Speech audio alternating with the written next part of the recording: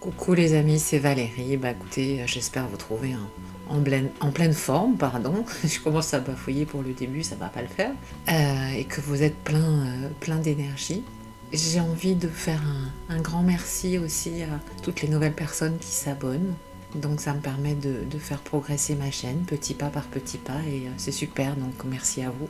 On va rentrer directement dans le vif du sujet. Aujourd'hui, j'ai envie de vous parler sur plusieurs remarques que je me suis faites sur le monde du coaching actuellement. C'est un secteur d'activité où j'exerce moi-même, mais je sens des nouvelles tendances qui se dégagent, et intuitivement, je dirais qu'il y a des trucs qui me titillent et qui me chiffonnent. Alors, j'ai rien contre le changement, bien au contraire, titille et qui me chiffonne. Alors, j'ai rien contre le changement, bien au contraire, parce que je pense que c'est indispensable. Et je pense aussi que tous les métiers sont amenés à évoluer. Puis, au vu des énergies, des bouleversements actuels qui se produisent à tous les niveaux, dans tous les domaines de vie, que ça soit à titre individuel ou collectif, je pense que c'est important que ceux et celles qui ont déjà franchi certaines étapes, réalisé certaines compréhensions ou libérations, puissent accompagner et éclairer ceux et celles qui ne sont pas au même degré d'avancement sur le chemin. Alors bien sûr, certains diront que je prêche pour ma paroisse. C'est pas l'objet de ce podcast. Et puis, moi, quand j'en ai eu besoin, j'ai pas hésité à me faire accompagner si c'était nécessaire. Mais pour revenir au sujet, c'était plutôt pour parler du storytelling, parce que quand je me suis lancée en tant qu'entrepreneur et que j'ai quitté le monde du salariat, il y a un moment donné, au-delà du coach ou du mentor que j'avais pu prendre, je me suis fait accompagner aussi en prenant des formations sur des secteurs que je ne connaissais pas bien. Donc voilà, il y a plusieurs casquettes qu'on doit prendre quand on décide de se lancer au départ en tant qu'entrepreneur, et notamment celle du marketeur. Je dis ça parce qu'en entreprise, j'ai été pendant plus de 25 ans, j'ai occupé des postes à responsabilité, donc il y avait beaucoup de choses que je savais déjà, que je savais faire en tous les cas. Mais je me suis formée effectivement sur le marketing, sur tout ce qui est tunnel de vente, création de formation, sur le web, en neurosciences, mais aussi sur ce qui est appelé le copywriting et le storytelling. Pourquoi ? Parce que le storytelling, c'est la façon de s'exprimer pour se démarquer, mais en restant soi-même, pour vendre ses produits ou ses services, son propre branding, comme on dit, et c'est l'utilisation, j'ai envie de dire, optimisée des mots pour tenter de traduire au mieux qui nous sommes et quels sont les services que nous proposons et qui nous différencient quelque part des autres prestataires. Donc le storytelling, c'est un narrateur et son narratif. En anglais, ça veut dire raconter des histoires, et c'est là où ça devient intéressant. L'art de raconter des histoires. En fait, le storytelling est utilisé tous les jours, à tous les moments dans notre vie quotidienne, dans la publicité bien sûr, mais toi, moi, nous l'utilisons tous et toutes pour ce qui concerne des actes de vente. Et j'aurais envie de dire que tout ce qu'on fait tous les jours, sans forcément en avoir conscience, voire peut-être même la plupart de nos échanges interpersonnels, sont tous des actes de vente. Alors oui, dit comme ça va t'interpeller, et même si ça peut paraître choquant, entre guillemets, parce que j'imagine que spontanément et immédiatement, tu as associé l'acte de vente avec l'argent. Et plus ou moins consciemment, si tu as spontanément porté un jugement plus ou moins négatif, peut-être que ça devrait te faire réfléchir à ta relation avec l'argent. Mais bon, là c'était une parenthèse. Alors oui, bien sûr, ça arrive, il y a des actes de vente qui sont perçus comme tels pour acheter un bien de consommation. Et là, effectivement, l'argent est la ressource utilisée, mais c'est une ressource parmi d'autres et c'est pas la seule. Et là, en fait, je t'invite à voir la vente comme quelque chose que tu peux réaliser dans toutes les relations et les échanges que tu peux avoir. Et dans la vente, on évoquait l'argent tout à l'heure, mais là, le support, le matériel d'échange, si je puis dire, pour la transaction, c'est pas forcément l'argent. On peut avoir un échange d'affection, d'amour ou d'autres formes de reconnaissance, mais ça peut être pour obtenir une faveur dans un cadre professionnel, amical, familial ou amoureux. Et dans ce type d'acte, de relation d'échange, on va utiliser toutes les ressources dont on peut disposer pour convaincre en fait notre vis-à-vis, pour obtenir quelque chose qui est important pour nous. Et cette façon de faire peut s'apparenter à un acte de vente. Et c'est pas la ressource argent qui est utilisée ici, mais ça peut être des compétences, des qualités, un don, etc.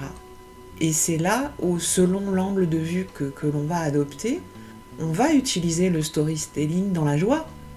On va s'amuser avec les mots pour ou entraîner notre public, nos clients, ou nos enfants, ou les personnes avec qui on a justement cet échange. Pourquoi le storytelling est important? Parce que les mots ont un sens, une énergie et une vibration. Je pense que tu sais très bien que c'est valable dans un sens comme dans un autre. Les mots peuvent rassurer, cajoler, mais ils peuvent aussi casser. Et je t'apprendrai rien en te disant combien les mots peuvent être puissants et peuvent impacter violemment et durablement. Il y a combien de petites phrases assassines qu'on a pu vous dire quand on était enfant, par exemple, et qui tournent encore en boucle dans notre tête et qui conditionnent et influent encore aujourd'hui tes réactions, tes choix, etc. Je t'invite à écouter la capsule d'ailleurs à ce propos que j'ai fait, c'est 100 phrases assassines, je crois le titre. Mais pour revenir à la puissance des mots, il y a un très bon bouquin que tu connais peut-être qui exprime bien cette pensée, qui sont les 4 accords Toltec dans Miguel Ruiz. Et l'un de ces principes est, je crois que c'est le premier d'ailleurs, que ta parole soit impeccable. Et quand on y réfléchit un petit peu, en fait, tous les autres accords découlent en fait, de celui-ci. Il y a un grand homme aussi qui a dit, je crois un jour, au commencement était le verbe. Avant d'aller plus loin, j'aurais envie juste de revenir à la définition en fait du mot perversion. Parce qu'il y a quand même en fait dans l'essence de ça, si on prend une définition, je ne vais pas rentrer dans le détail, mais c'est quand même la déviation des tendances normales. C'est l'action de corrompre une personne saine ou vulnérable. Et si on reprend l'étymologie du mot, pervertir, le verbe, ça signifie littéralement détourner. Donc il y a une volonté quelque part de corrompre les esprits. Alors il y a toute une connotation religieuse qui a pu être posée dessus, mais c'est quand même la transformation d'un sens. Et si on prend le cas politique, ça peut être vraiment la manipulation des esprits, l'abus, en fait la notion d'abus au sens large et la falsification. Et pour revenir à ce que j'évoquais au départ, qui est le storytelling, notamment dans le cadre du secteur d'activité du coaching, mais le storytelling, c'est l'art de raconter des histoires, c'est un narrateur, un narratif et un auditoire, c'est l'art de jouer, de quelque part manipuler les mots, et ça peut être utilisé pour donner de la joie, on peut l'utiliser de façon constructive pour développer l'imaginaire, que ce soit les petits ou les grands, par exemple lors de conférences ou de prises de parole en public. Pour les enfants, ça peut les aider à répondre ou à exorciser des angoisses inconscientes. Ça peut aussi permettre pendant l'espace d'un temps de lecture, par exemple, de s'évader par rapport à un monde qui peut paraître terne, ennuyeux. Alors par contre, là aussi, il ne faut pas non plus tomber, j'ai envie de faire un aparté, ce besoin de s'évader, si ça prend de trop grandes proportions, on peut peut-être s'interroger sur le besoin de vivre en dehors de la réalité et à quoi correspond ce besoin de s'évader. Qu'est-ce qu'on veut fuir, peut-être temporairement. Les mots aussi qui racontent des histoires peuvent être réunis dans des œuvres qui apportent des connaissances sur divers sujets. Mais, parce qu'il y a un mais, le storytelling, il peut aussi être utilisé pour manipuler afin de convaincre les gens, et pas forcément en ayant des desseins bienveillants. Le storytelling, ça veut dire raconter des histoires. Donc vous savez ce que ça veut dire. Quand on dit à propos de quelqu'un qui raconte des histoires, en langage populaire, ça se traduit aussi par quelqu'un qui ment, qui raconte des mensonges, qui affabule ou qui s'invente une vie. Et comme je l'évoquais, ça peut donc s'apparenter à une espèce de forme de manipulation pour convaincre d'adhérer à telle idée ou pour obtenir telle ou telle faveur. Et en règle générale, ça n'est jamais désintéressé de celui ou de celle qui le pratique. Cette manipulation des mots, on peut la voir dans beaucoup de discours politiques notamment. Et pourquoi croyez-vous qu'il y a des dizaines de cabinets de consulting qui sont payés des fortunes uniquement pour rédiger des textes ou des discours? Et ces personnes, elles sont très bien payées pour trouver les mots justes, établir des rapports avec une seule finalité, c'est convaincre l'auditoire et faire suivre les gens. D'ailleurs, quand on regarde une actualité relativement récente, on peut voir qu'il y a des grands nombres de cabinets qui sont en charge de rédiger des rapports. Et c'est là où on peut vraiment prendre conscience de la puissance des mots, de voir l'effet que ces mots produisent sur tous nos biais cognitifs. Et dans de très nombreux cas de figure, tu sais bien que les discours et les promesses n'engagent que ceux et celles qui les écoutent, et qu'elles ne sont quasiment jamais tenues. Leur mise en œuvre n'a plus grand-chose à voir avec les mots, avec les propos tenus initialement. Et cette utilisation des mots qui est faite dans ce cadre, en fait, c'est là où je parle peut-être de perversion, c'est qu'elle n'est faite que de façon détournée et sournoise pour obtenir une forme de pouvoir. Donc on peut rencontrer ce mode de fonctionnement dans le milieu politique, où c'est très commun, mais aussi dans le monde de l'entreprise avec plusieurs variantes. Et c'est là que la connaissance et l'utilisation des mots qui racontent des histoires, donc le storytelling, peuvent se montrer très puissantes, mais parfois de manière destructrice. Il y a toujours plusieurs aspects à une situation ou à des choses ou à des gens, mais quand elle est faite uniquement dans une volonté de manipulation pour ne servir que des intérêts particuliers, là, il y a mal donne. Et c'est ici que je reviens à l'univers du coaching et que je fais un lien avec le storytelling, parce que le coaching, c'est un métier fabuleux quand on peut contribuer à la transformation de quelqu'un, l'éclairer, lui donner les pistes et les clés, sachant que c'est il ou elle qui sera la seule à pouvoir décider si il ou elle ouvre les portes. C'est fantastique. Là où je deviens plus circonspecte, c'est quand je constate certaines dérives, justement, parce qu'effectivement, le storytelling pour vendre ses prestations, à mes yeux, s'apparente parfois plus à de la manipulation mentale qu'autre chose. Et quel que soit le coach, homme ou femme, c'est pas le débat.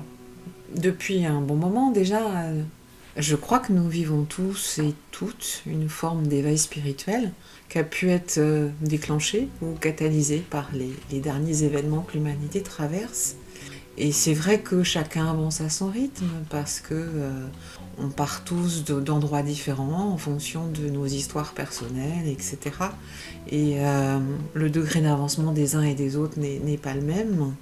Et donc j'ai vraiment pas la prétention de détenir une quelconque vérité, si ce n'est la mienne, dans la mesure où quand on se regarde à 20 ans ou qu'on se regarde maintenant, forcément on a évolué en regard de nos expériences de vie. Et au vu de tous ces éveils de conscience, corrélativement, le marché du coaching a explosé. Déjà, il s'est beaucoup démocratisé, c'est beaucoup moins tabou, j'ai envie de dire, de faire appel à un coach, et ça, quelle que soit la discipline. Ça peut être un coach de vie, un coach business, sportif, alimentaire, bien-être, poids, forme, minceur, etc. Ou couple, enfant, enfin bref, il y a beaucoup de disciplines. Alors c'est vrai que cette tendance, elle est venue, comme souvent, des pays anglo-saxons, que ce soit principalement les USA et le Canada. Mais ce que je voulais dire, c'est que, comme tous les marchés, c'est un secteur qui a un potentiel de chiffre d'affaires énorme et qui est en constante évolution, parce que les besoins, justement, sont croissants, eu égard à toutes ces pertes de repères que l'on connaît actuellement. Et c'est donc un marché qui, j'ai envie de dire, qui a un double impact, parce que oui, il y a une évolution du business et du chiffre d'affaires, mais c'est une activité qui a aussi un impact direct sur la transformation des individus, et ça, c'est très très loin d'être anodin. Et en ce sens, au-delà des différentes disciplines que j'évoquais précédemment, il y a deux grandes tendances que je constate. C'est l'utilisation à tout va du mot quantique, qui est mis à toutes les sauces. Alors, bien sûr qu'on vit une période très particulière, et notamment en termes d'énergie depuis quelques années. Effectivement, On pourrait commencer par la planète elle-même et sa mesure en unité bovie. Donc oui, ça a forcément un impact sur nous, que les éveils de conscience en fait et de confiance, j'aurais envie de dire, permettent l'ouverture de certaines capacités ou dons qui pouvaient être cachés. Mais le quantique, dans l'infiniment petit, en termes de mesure d'énergie, je pense qu'il faut rester très humble, parce que même les plus grands physiciens actuels restent prudents sur tous ces sujets. Et puis, il y a une autre approche qui est effectivement tout ce qui se développe autour de la femme et du féminin sacré. Et beaucoup de femmes cherchent à reprendre leur pouvoir et cherchent des véritables leaders féminins, parce que moi, j'ai fait une capsule sur tout ce qui était les générations de femmes, les clans familiaux, etc. Et il y a besoin de se retrouver, et c'est normal, et je suis la première à vouloir y participer.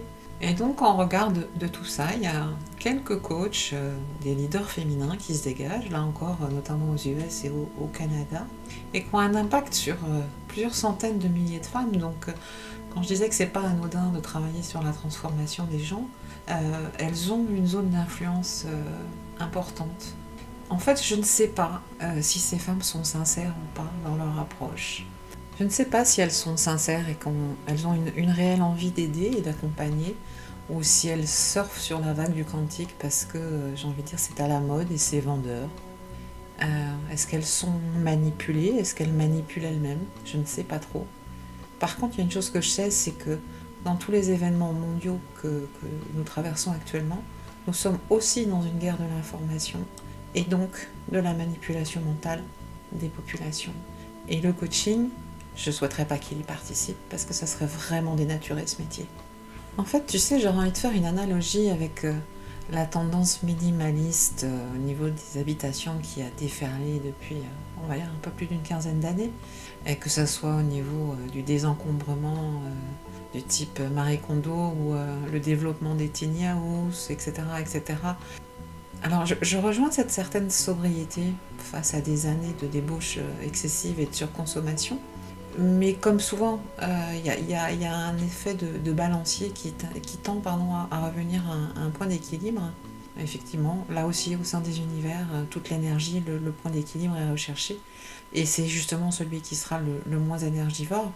Mais au-delà de ça, cette orientation qui avait presque forcené sur ce minimalisme à tous les niveaux, le storytelling y a amplement contribué comme étant le nouveau mode de vie in.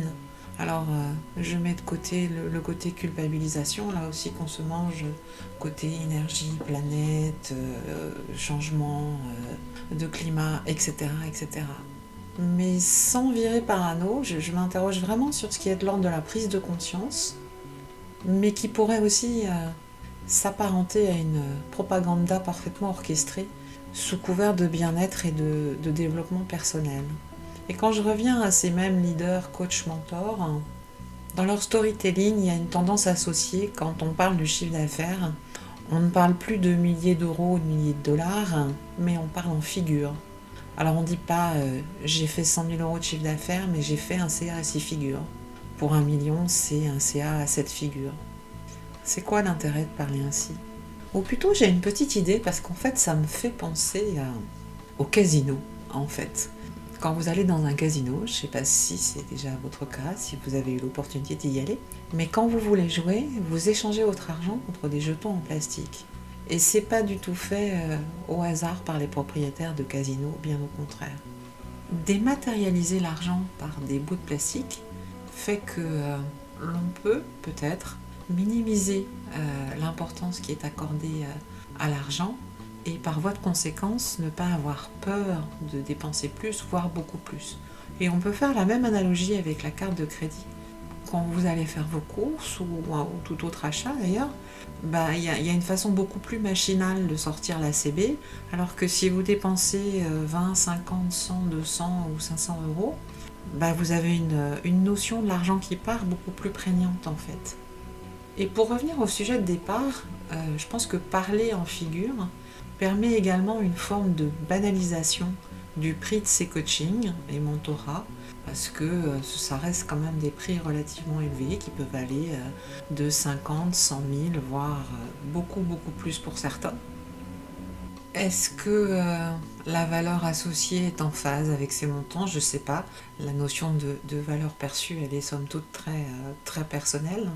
Je pense que parler en figure quand même permet de faciliter l'acte d'achat et de briser les dernières résistances qui pouvaient subsister au moment d'insérer la CB ou de faire un virement.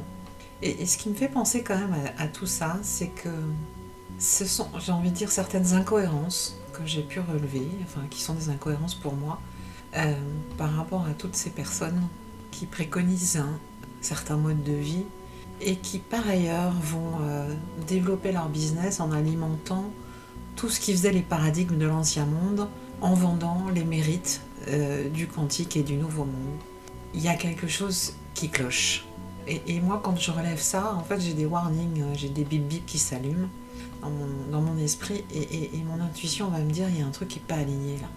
J'ai du mal à comprendre que ces mêmes coachs, mentors, et notamment aux US, au Canada, parlent de nouveau monde, quantique, etc., mais reprennent, comme je le disais tout à l'heure, tous les paradigmes de l'ancien monde, vont défendre des causes humanitaires qui sont dans l'air du temps, mais qui sont de la manipulation, vont défendre certains présentateurs ou hommes politiques qui sont des modèles de corruption. Donc j'avoue que j'ai un peu de mal avec tout ça. Je ressens comme un grand manque de congruence. Ça commence à prendre de l'ampleur en France aujourd'hui, depuis 2-3 ans. Et vraiment, je m'interroge sur ce qui est de l'ordre de la prise de conscience individuelle, ou si c'est de l'ordre de la mise en place de nouveaux conditionnements et de la manipulation de masse version New Age améliorée à la sauce 2022, quoi. Et là, c'est vrai que je reste plutôt dubitative. Et ces coachs françaises créent des passerelles avec ces coachs anglo-saxonnes. Donc, bien sûr, il peut y avoir des maladresses, mais la répétition d'un type d'action avec un branding super léché, que je pense qu'il est difficile de faire seul quand on se lance en tant qu'entrepreneur. L'émergence et la simultanéité de plusieurs leaders du secteur qui tiennent des discours identiques au même moment avec des mots identiques. Je sais pas pourquoi, mais tout ça, ça a tendance à me mettre la puce à l'oreille. Je m'interroge aussi sur toutes ces femmes qui suivent ces leaders coachs, parce que est-ce que c'est le syndrome de l'objet brillant et une source d'inspiration, ou quelles sont les motivations des unes et des autres? C'est très complexe. Moi, j'observe ça avec plutôt du recul et du détachement. Alors bien sûr, on pourrait dire que je critique, ce qui est sûrement en partie vrai, mais c'est plutôt pour moi de l'ordre de l'observation, parce que j'ai envie de dire, j'ai rien à leur prouver à ces personnes. Et d'ailleurs, quand vous essayez de rentrer en contact avec elles et de lancer un débat un peu contradictoire, c'est amusant d'observer que là aussi, il y a toute une rhétorique et un champ lexical qui est mise en œuvre. Donc en fait, vous énervez pas, vous déclenchez par exemple, ou alors en fait vous êtes jaloux parce que peut-être que vous n'êtes pas capable d'eux, etc. Donc c'est assez sournois dans la façon de retourner les choses. Bien sûr, vous n'êtes pas obligé d'être en accord avec tout ce que je viens d'évoquer et j'ai pas du tout envie de vous convaincre. J'avais juste envie de vous parler de la façon d'utiliser et de retourner les mots pour faire adhérer des gens. Et ça, j'ai envie de dire, je le vois sur le secteur du coaching, mais c'est valable à plein de niveaux. Ce que j'aurais envie de vous dire, c'est que quand vous êtes face à quelqu'un, à une situation, quel que soit le rang, le statut, vous avez un guide infaillible en vous-même. C'est votre corps, votre intuition qui vous murmure ce qui est bon pour vous, qui vous dit si ce qu'on vous raconte fait sens ou pas. Vous connaissez cette expression qu'on utilise souvent sans en mesurer vraiment la portée, c'est « je le sens pas ». Ne me dites pas que vous vous êtes jamais prononcé cette petite voix et cette petite phrase « je le sens pas ». Et là, c'est là où j'ai envie de vous dire, c'est super important de nous reconnecter avec cette petite voix intérieure, au-delà de tout le brouhaha et les distractions extérieures, et toutes les histoires qu'on peut vous raconter qui sont faites pour nous détourner de ces messages internes. Et là encore, j'insiste, au-delà des histoires que l'on peut raconter, du storytelling, ce qui me semble primordial, c'est d'arriver à percevoir l'intention, les intentions qui sont véhiculées par ces histoires. En toute chose, toute situation, tout échange, tout récit que tu peux entendre, je t'invite à réfléchir sur l'intention qui est portée de façon sous-jacente. Et c'est là où la première impression est très souvent la bonne. Là où il faut écouter son intuition qui peut être d'une grande aide, parce que la façade peut être souvent très séduisante. Mais pour prendre une décision, pour faire un choix, vous êtes le meilleur juge. Et si tu es sensible au développement personnel, à tout ce qui peut toucher de près ou de loin l'éveil spirituel, euh, si un jour tu ressens l'envie, le besoin de te faire accompagner par un coach, un thérapeute, un mentor, enfin peu importe, pour t'aider lors d'une étape de vie, n'oublie pas ça. Fais confiance à ta petite voix intérieure, aux ressentis de ton corps qui seront les meilleurs guides pour toi et bien au-delà de la notoriété de tel ou tel coach, mentor ou thérapeute. Alors, tenir ce type de discours, certains pourront penser que ça me dessert et que je me tire une balle dans le pied toute seule. Ben, pas du tout. Parce que tout le monde n'a pas envie de travailler avec moi, et moi, j'ai pas forcément envie de travailler avec tout le monde non plus, et c'est très bien comme ça. Ça rejoint parfaitement l'idée qu'on ne peut pas plaire à tout le monde, et c'est pas très très grave. Connaissant quand même un petit peu ce secteur d'activité, je sais que la demande d'aide et d'accompagnement est en croissance, parce qu'on traverse beaucoup de zones de turbulence, que ce soit à titre pro ou perso. Et mon ambition dans cette capsule et au travers de tous les propos que j'ai pu tenir était peut-être de te guider, de te donner un éclairage nouveau sur l'utilisation du storytelling, t'aider à réfléchir sur un secteur d'activité que tu ne connais pas forcément très bien. Pour finir, j'aurais envie d'être un peu provoque et te dire le storytelling, c'est peut être pour raconter des histoires merveilleuses, mais aussi pour mentir, comme je l'évoquais au tout début de cette capsule. Alors toi, c'est quoi ton storytelling intérieur? Quelles sont les histoires que tu te racontes? Est-ce qu'elles sont lumineuses ou plutôt sombres et tristounettes? Voilà les amis, ce que j'avais envie de vous partager. J'espère que ces remarques auront pu vous intéresser, vous auront donné un certain éclairage et alimenté vos propres réflexions. Alors petit rappel sur la règle des réseaux sociaux, on partage, on like, on commente, etc. Et puis si par ailleurs vous avez envie de me contacter personnellement pour un accompagnement, vous avez le lien pour le faire en barre de description. Alors je vous dis à bientôt. Ciao!